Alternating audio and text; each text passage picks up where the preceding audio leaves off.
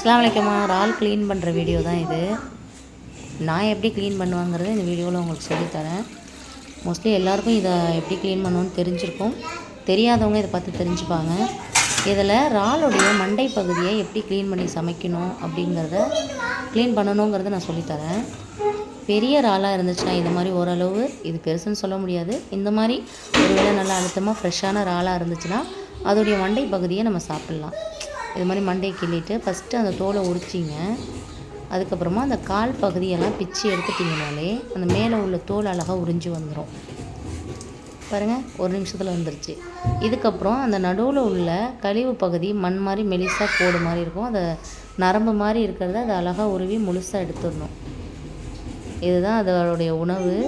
அந்த கழிவை எடுத்துகிட்டு தான் நம்ம இறால் சாப்பிட்ணும். பாருங்கள், பளிச்சுன்னு ஆயிடுச்சு. இப்போ அதோடைய தலைப்பகுதியில் மேலே உள்ள ஓடை பிச்சணும். அதில் அந்த கழிவு இருக்க மாதிரி தெரியும். ஆனால் அந்த கழிவோடு சேர்த்து பிச்சிட்டோன்னா ஒரு சதை பகுதி அதில் இருக்கும். இந்த கால் பகுதியை வேணால் நீங்கள் கத்திரிக்கோலால் கட் பண்ணிக்கலாம்.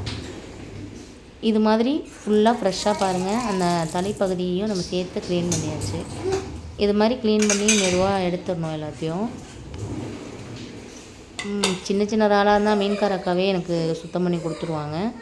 இது கொஞ்சம் பெருசாக இருந்ததுனால நான் சரி வீடியோ போடலாம், இந்த தலைப்பகுதியை சமைக்கலாம் அப்படின்னு தோணும்போது தான் இதை வீடியோவாக போட்டால் நல்லாயிருக்குங்கிறதுக்காக தான் இதை வீடியோவாக எடுத்தேன்.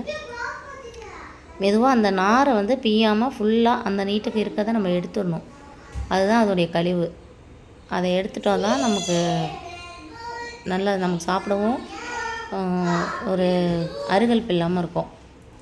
பாருங்கள், அந்த தலைப்பகுதியில் உள்ளதை பிச்சுட்டோம்.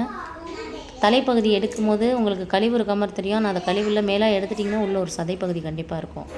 இது மாதிரி மெதுவாக எல்லாத்தையும் க்ளீன் பண்ணி எடுத்துக்கிறோம்.